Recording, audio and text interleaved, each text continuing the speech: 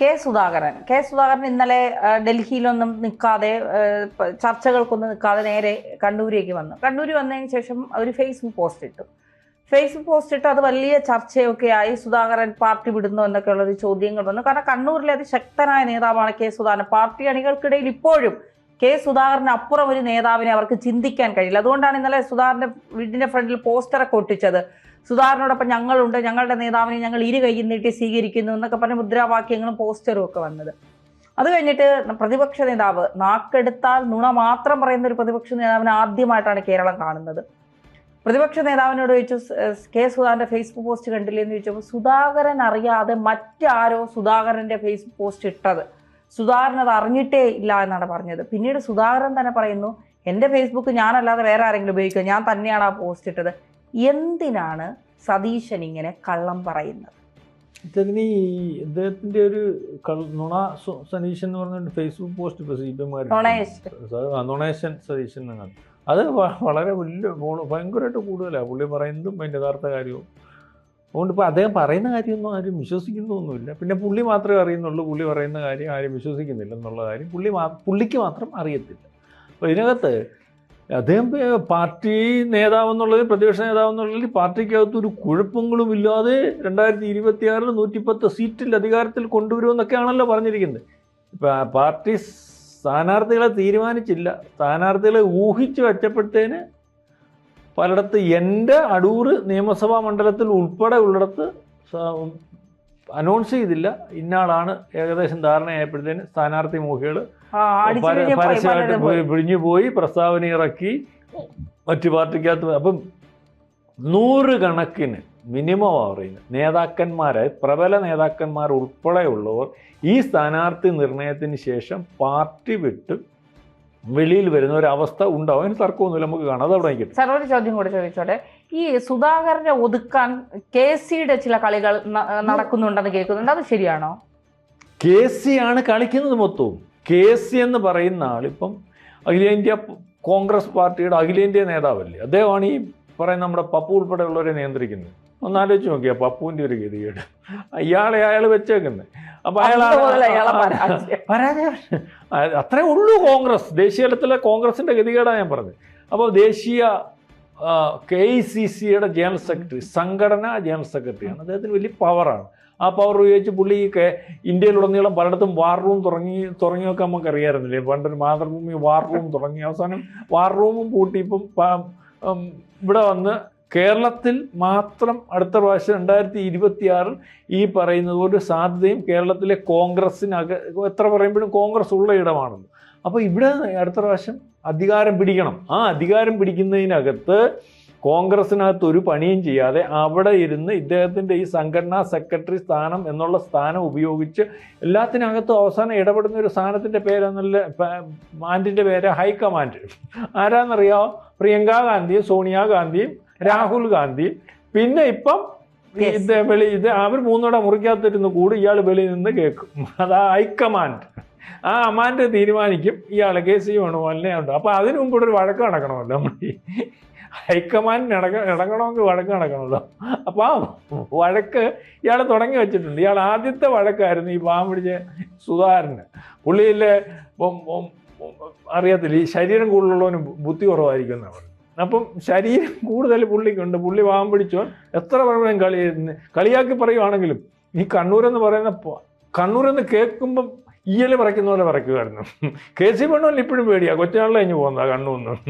മനസ്സിലായില്ല, ഇയാൾ കണ്ണൂക്കാരനാണ്. അപ്പോൾ ഈയൽ പറയ്ക്കുന്ന പോലെ പറയും. ഇയാൾ അവിടെ നിന്നിട്ട് സത്യം അടിയും തൊഴിയും മേടിച്ച് ഒരു പ്രദേശം, ചെറിയൊരു പ്രദേശമാണെങ്കിൽ ഒരു മുനിസിപ്പൽ പ്രദേശം കണ്ണൂർ അയാളുടെ ഗ്രാമമാക്കി, കോൺഗ്രസിൻ്റെ ഗ്രാമമാക്കി വെല്ലുവിളിച്ചറിയാമല്ലോ. ഇപ്പത്തെ CPM-ന്റെ സെറ്റപ്പിനെ പറ്റി അറിയാമല്ലോ കണ്ണൂരെ. അപ്പം പഴയ ഒരു കാലത്ത് നമ്മുടെ ഈ മാധ്യമങ്ങളൊന്നും ചെല്ലാൻ പറ്റാത്ത കാലത്ത്, അല്ലെങ്കിൽ അവിടുത്തെ പാർട്ടി ഗ്രാമം കൊടുത്ത് അവർ വിചാരിക്കുന്നത് അവരുടെ രാജ്യമാണ്. നമ്മൾ പറയത്തില്ലേ, അവരുടെ രാജ്യമാണ്. അവർ വിചാരിക്കും അവിടെ വേറെ ആരും കയറാനൊന്നും അവർ സമ്മതിക്കത്തില്ല. പല പഞ്ചായത്തുകളിലും മുനിസിപ്പാലിറ്റികളിലും സ്ഥാനാർത്ഥികളെ പോലും ഇപ്പോഴും നിർത്താൻ പറ്റത്തില്ല. കാരണം വേറെ സ്ഥാനാർത്ഥി നിന്ന് അവരുടെ നടുവരി ഔട്ടി ഓടിക്കും. ഇത്രയും അതിൻ്റെ സാധാരണക്കാരന് മനസ്സിലാവുന്ന രീതി പറഞ്ഞാൽ അവരുടെ നടുവരി ഔട്ടി ഓടിക്കും. ഈ നടുവില്ല സ്ഥാനാർത്ഥിയായിട്ട് കാര്യമൊന്നുമില്ല. അങ്ങനെയുള്ള കണ്ണൂര് പാർട്ടി ഉണ്ടാക്കി, ആരുടെയും കാരണം ശുപാർശ വേണ്ടല്ലോ, അവിടെ പാർട്ടി ഉണ്ടാക്കി, സംവിധാനം ഉണ്ടാക്കി, സ്വന്തമായിട്ട് ഒരു നിയമസഭാ മണ്ഡലവും അല്ലെങ്കിൽ ഒരു മുനിസിപ്പാലിറ്റിയൊക്കെ ഉണ്ടാക്കി അയാൾ ഇവിടെ ജയിക്കും. അയാൾ കണ്ണൂർ ഈ CPM അപ്പുറമാകത്തോ ആണെങ്കിലും കണ്ണൂരിൽ ലോക്സഭാ സീറ്റുകൾ ജയിക്കും. മനസ്സിലാവുന്നുണ്ട്? അത്രയ്ക്ക് വലിയ നേതാവ്. അയാൾക്ക് KPCC പ്രസിഡന്റ് ആക്കി തന്നു ഏറ്റവും അവസാനം. എന്നോ അയാളെ KPCC പ്രസിഡന്റ് ആക്കേണ്ടതല്ലേ? അയാൾക്കടെ ഒരു നല്ല പ്രായത്തിലൊന്നും ആക്കാതെ അവസാനം കൊണ്ടുവന്നാക്കി. അയാൾ ഓർമ്മയില്ലാത്തവനാക്കി, അയാൾക്ക് ബുദ്ധിയില്ലാത്തവനാക്കി, വേറെ ഇല്ലാത്തവനാക്കി. എന്തിന്? ആരുടെ കളി? KC വേണുഗോപാലിന്റെ കളിയാണ്. എന്ന് വെച്ചാൽ ഇയാളെന്ന് പറയുന്ന ആൾ നിന്നാൽ R ശങ്കറിന് ശേഷം ഈഴവനായിട്ടുള്ള ഒരു മുഖ്യമന്ത്രി കേരളത്തിൽ ഉണ്ടായിട്ടില്ല. അതൊരു വല്ലാത്ത ചർച്ചയാവും. കാരണം ഇയാളെ KPCC പ്രസ്ഥാനം നേരത്തെ അങ്ങ് മാറ്റി. ഓർമ്മയില്ലെന്ന് പറഞ്ഞിട്ട് അന്ന് അതിന് മാറ്റാൻ ആരടുത്ത് സതീശൻ എടുത്തോണ്ട് ഇയാളെ മുഖ്യമന്ത്രി കേട്ടോ, പ്രതിപക്ഷ നേതാവ് മുഖ്യമന്ത്രിയാണ്, എത്ര പ്രാവശ്യം സീറ്റ് വരുമ്പോൾ സതീശൻ എന്തിനാ ഇവനെ കാച്ചാൻ, അങ്ങനെ പറഞ്ഞ് മറ്റേയാളൊന്നും അനങ്ങാതിരുന്നു. പമ്മി ആരാ? ഈ KC വേണുമല്ലോ. അപ്പോൾ ഇയാൾ ഇതിനെ അങ്ങ് വാങ്ങി. ആരാ? അവിടെ കൊണ്ട് സംസാരിച്ചു, എല്ലാവരുമായിട്ട് സംസാരിപ്പിച്ചു, വാങ്ങി. എന്നിട്ട് അവസാനം വാങ്ങുന്നിടം വരെ പുള്ളി അറിഞ്ഞില്ലേ, അടപ്പേ ഇരിക്കുന്ന സാധനം വാങ്ങുന്നിടം വരെ പുള്ളി അറിഞ്ഞില്ല. വാങ്ങി വെച്ചപ്പോഴാണ് പുള്ളി അറിഞ്ഞു. അവിടെ ചെന്ന് അന്ന് ഇയാൾ ഡൽഹി വിളിപ്പിച്ചിട്ട് ഇതുപോലെ അവിടെ പപ്പു എല്ലാം അവിടെ സംസാരിച്ച് കുഴപ്പമൊന്നുമില്ല പറഞ്ഞു. ഇവിടെ പറഞ്ഞു വിട്ടിട്ട് അവന്മാർ നോട്ടീസ് കൊടുത്തു വിട്ട് ഇയാളെ മാറ്റിയെന്ന് പറഞ്ഞു. ഇയാൾ അവസാനം പറഞ്ഞ് നോട്ടീസ് കൊടുത്ത് ഇയാൾ വെള്ളം ഉണ്ടാക്കുമെന്ന് പറഞ്ഞാൽ ഇയാൾക്ക് താല്പര്യമുള്ള ആളെ വെക്കാം. അപ്പോൾ ആ താല്പര്യമുള്ള ആളെ ഇപ്പോൾ ഇരിക്കുന്ന KPCC പ്രസിഡന്റ്. ആരേലും അറിയൂ? അയാൾക്ക് പോലും അറിയത്തില്ല അയാൾ KPCC പ്രസിഡന്റാണ്.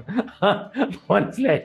ഇപ്പം മാറ്റാൻ പോകുന്ന തുടങ്ങിയാൽ മറ്റേ അടുത്ത മത്സരിച്ച് കണ്ണൂർ സീറ്റുണ്ട്, അവിടെ എന്തായാലും അവിടെ സ്ഥിരമായിട്ട് കിടന്ന് ആ സീറ്റ് പുള്ളിയുടെയാണ് അവിടെ. അപ്പം മാറ്റാൻ പോകുന്നു. അപ്പം അന്ന് ഇയാൾ മാറിക്കഴിഞ്ഞപ്പം ഇയാളുടെ ഗതികേടാണ്. ഇയാൾ അന്ന് പിന്നെ വിചാരിച്ചുണ്ടായിരുന്നു പോട്ട് അവസാന കാലമല്ലേ, ഇനി ഒരു അംഗത്തിന് ബാല്യമില്ലല്ലോ, അപ്പം എനിക്ക് നിയമസഭയെ മത്സരിപ്പിക്കണം, അങ്ങനെ മത്സരിപ്പിക്കാം KPCC പ്രസിഡന്റ് സുവാര ചേട്ടൻ മത്സരിച്ച് കഴിഞ്ഞല്ലേ ഉള്ളൂ ബാക്കിയുള്ളവരുടെ മത്സരം എന്ന് പറഞ്ഞ് പുള്ളി വിട്ടു. പുള്ളി വീണ്ടും ഇനി പോകുന്നു, ഇവിടെ വന്നിരുന്നു.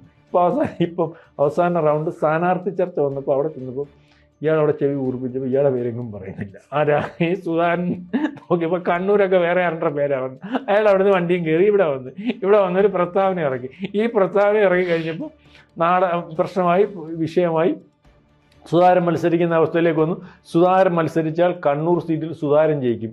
രണ്ടാമത് സുധാകരൻ ഏത് പാർട്ടിയുടെ ഭാഗത്ത് നിന്ന് മത്സരിച്ചാലും ജയിക്കാൻ സാധ്യതയുണ്ട്. നമ്മൾ സുധാകരൻ അവിടെ ബന്ധമുണ്ട്, വ്യക്തിക്കാണ് അവിടെ പ്രാധാന്യം.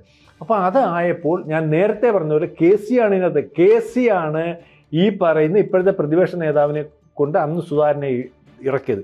ഇപ്പം സുധാകരൻ മത്സരിക്കണമെന്ന് പറഞ്ഞാൽ KCക്ക് അറിയാം പല MLA MP-മാരും മത്സരിക്കണമെന്ന് പറയും. മനസ്സിലാവുന്നുണ്ട്? കൊടിക്കുന്നിൽ പറയും, പ്രകാശ് ഇപ്പം തന്നെ സ്വീകരി മഠത്തിലെ സ്വാമിമാരെ കൊണ്ട് കത്ത് കഴിഞ്ഞ ദിവസം വാർത്ത വന്നു. പിന്നെ ഷാബി പറയും, IB-ഇടം പറയും, ഏതാണ്ട് മുക്കാലും എല്ലാവരും പറയും. കാരണം അവിടെ നല്ല ഗുണമാണല്ലോ. പാർലമെൻറ്റിൽ അവിടെ ചെന്ന് വെളിയിൽ നിന്ന് കോക്കറി കാണിക്കാനേ പറ്റൂ. ഇപ്പം അകത്തോട്ട് കയറ്റുന്നുമില്ലെന്നാണ് ഞാൻ അറിഞ്ഞത്. മനസ്സിലായില്ലേ? മൊത്തത്തിൽ സസ്പെൻഡ് ചെയ്ത് വെളിയിട്ടേക്കുക. മറ്റയാളെ പിന്നെ അകത്ത് കയറ്റാറ് രാഹുൽ ഗാന്ധി. കാരണം എന്തെങ്കിലുമൊക്കെ വിവരക്കേട് പറഞ്ഞാൽ അവർക്ക് റേറ്റിംഗ് കൂടിക്കൊണ്ടിരിക്കുമല്ലോ. BJP ആണോ അയാളെ കയറ്റുന്നുണ്ട്, ഇവരെ ഒന്നും കയറ്റുന്നില്ല. അപ്പോൾ അവിടെ നിന്ന് പോരാൻ വേണ്ടി നിൽക്കുക. അപ്പം പിന്നെ അവിടുന്ന് പോരാൻ വേണ്ടി ഇപ്പം അതിനെ അങ്ങനെ ആ MP-മാരെ മത്സരിപ്പിക്കേണ്ട എന്നുള്ള തീരുമാനത്തിനകത്ത് ഇയാളെയും കൂടെ മത്സരിപ്പിക്കാതിരിക്കാൻ വേണ്ടിയാണ് അതിന് ശ്രമം നടത്തിയത്.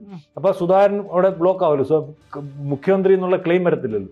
അപ്പോൾ ആ സുധാകരനെ ഈ KC വേണുഗോപാൽ പ്രതിപക്ഷ നേതാവിനെ കൊണ്ടൊതുക്കി. പിന്നെ ഇനി അടുത്ത ഇലക്ഷന് ശേഷം ഇവിടെ മത്സരിക്കാൻ സാധ്യതയുണ്ട് ഒന്ന് മുരളീധരൻ എന്ന് പറഞ്ഞാൽ മുഖ്യമന്ത്രി സ്ഥാനത്തു നിന്ന് എന്നേ പോയി. പുള്ളിക്ക് മാത്രമേ ഉള്ളൂ പുള്ളിയുടെ മനസ്സിൽ മാത്രമേ ഉള്ള ലിസ്റ്റ്, പാർട്ടിയുടെ അതിനകത്ത് ഇല്ല.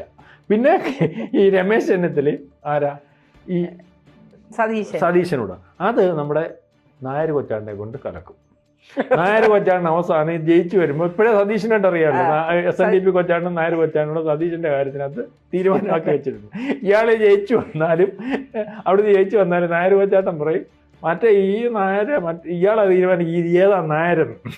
ഒത്തിരിയും പേരെ നിരത്തി നിർത്തിയാൽ പുള്ളി തീരുമാനിച്ചു കൊടുക്കണം ഇതിനകത്ത് ഏത് യഥാർത്ഥ നായര്. താക്കോൽ കൊടുക്കേണ്ട നായർ ഏതാ തീരുമാനിക്കും. അപ്പൊ പുള്ളി പറയും താക്കോൽ കൊടുക്കേണ്ട നായര് താക്കോൽ കൊടുക്കേണ്ട നായര് ആരാ?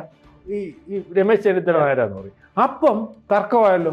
കോൺഗ്രസിനകത്ത് അങ്ങനെ താക്കോൽ നായരും മറ്റേ നായരും ഇല്ലല്ലോ. അപ്പൊ തർക്കം ഇവിടെ തീരത്തില്ല, ഉടനെ മേളിൽ പോകും. ഹൈക്കമാൻഡ് പറയും. അപ്പൊ രണ്ടുപേരും അങ്ങോട്ട് മാറിയുന്നേ മേളിൽ നിന്ന് നമ്മുടെ ഹൈക്കമാൻഡിനാണ് താപ്പോട്ട് വരും. ആരാ?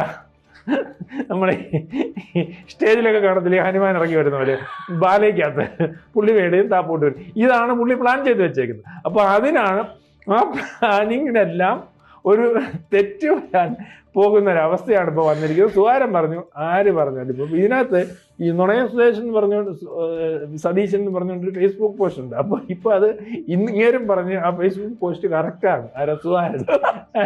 അയാളുടെ പുള്ളിയുടെ ഫേസ്ബുക്ക് പോസ്റ്റ് പുള്ളിയായിട്ടത്. ഇയാൾ പറഞ്ഞ് പുള്ളി കേട്ടോ, അയാളുടെ ഗതികേട് കൊണ്ട് പറഞ്ഞു. കാരണം പാർട്ടിക്കകത്ത് കുഴപ്പമില്ല. ഇയാൾ പറഞ്ഞു ഞാനായിട്ട്.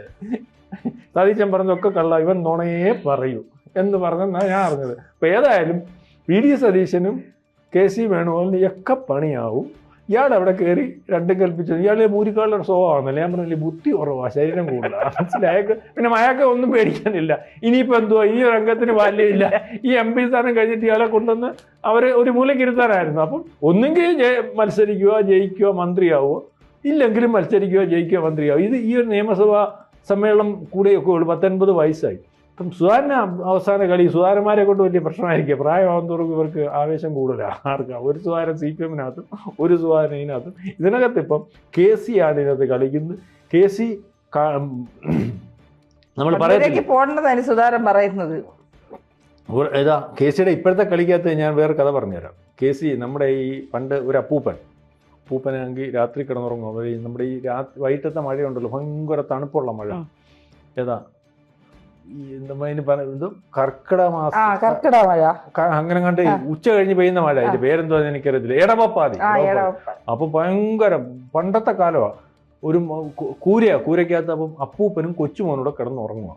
അപ്പം അപ്പൂപ്പൻ ഈ മൂപ്പനാമാരെ തോർത്ത് മാത്രമേ ഉള്ളൂ. ഈ തോർത്ത് വലിയ തോർത്താ, മുട്ടിൻ്റെ അവിടെ തോർത്ത് തണുപ്പ് കൊണ്ട് പുള്ളി എടുത്ത് തിരിച്ചു പോകും. അപ്പോൾ ഈ കൊച്ചുമോൻ ഇതിൻ്റെ കീഴിലോട്ട് കയറാൻ പോവാ. ഞാൻ പറഞ്ഞ് ഭയങ്കര തണുപ്പാടാന്ന് പറഞ്ഞ് ഞാൻ ഈ സീസൺ കഴിഞ്ഞ് മുളക് പൊടി ഉണ്ടല്ലോ, നമ്മുടെ ഈ കുരുമുളക്, ഒരു കുരുമുളക് തൈ നട്ട് അത് വലുതായി കുരുമുളക് പറിച്ചു അത് പുതപ്പ് മേടിക്കും. അന്നേരം ഈ കൊച്ചുമോൻ പറഞ്ഞ് അപ്പൂപ്പ എന്നെ കൂടെ കിടന്നു ഉടാന്ന് പറഞ്ഞത് ഒറ്റ തൊഴിയും വെച്ചോണ്ട് നീ ചെറുക്കനെങ്കിൽ അത്ത് പോയി. മനസ്സിലായി? ഏതാ രാത്രിയിൽ തണുപ്പടിച്ചപ്പം തോർത്തതിൻ്റെ കീഴിൽ സ്ഥലമില്ലാത്തതിന് പറഞ്ഞ ഇത് നാളെ ഇത് കഴിഞ്ഞിട്ട് സീസണൊക്കെ കഴിഞ്ഞിട്ട് മഴ തോന്നു കഴിഞ്ഞിട്ട് ഒരു കുരുമുളക് തൈ വെച്ച് അത് കാപിടിച്ച് കുരുമുളക് പറിച്ച് ഒരു പുതപ്പ് മേടിക്കണം.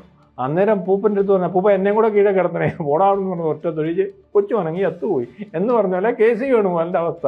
കാരണം ഈ ഇവിടെ MLA UDF കോൺഗ്രസ് ജയിച്ച് അല്ലെങ്കിൽ UDF ജയിച്ച് MLA-മാരെ കൂട്ടി എണ്ണം കൂടി അധികാരത്തിൽ വരുന്നതിന് വേണ്ടി പുള്ളി നോക്കിയിരിക്കുക. ഈ തൊഴിലാണെങ്കിൽ ഇതൊന്നും സംഭവിക്കത്തില്ലല്ലോ. ഇപ്പോഴത്തെ അവസ്ഥ അനുസരിച്ച് ഈ കോൺഗ്രസ് അധികാരത്തിൽ വരാനുള്ള സാധ്യത വളരെ കൂടുതലാണ്. ഭയങ്കര പ്രയത്നം നടത്തിയാലേ വരത്തുള്ളൂ. അപ്പൊ ഇപ്പോഴത്തെ ഈ അവസ്ഥ അനുസരിച്ച് അപ്പൂപ്പൻ കൊച്ചുമോനെ തൊഴിച്ചു വന്നതുപോലെ സുധാകരനെ എല്ലാം കൂടെ കൈകാര്യം ചെയ്ത് കൈ കൊടുക്കും. കോൺഗ്രസ് അധികാരത്തിൽ വരത്തില്ല. അപ്പൊ ഈ പണിക്കൊന്നും ഒരു അവസാനം അല്ലെങ്കിൽ ഒരു ഗുണം ഉണ്ടാവത്തില്ല എന്നാണ് ഞാൻ പറഞ്ഞത്.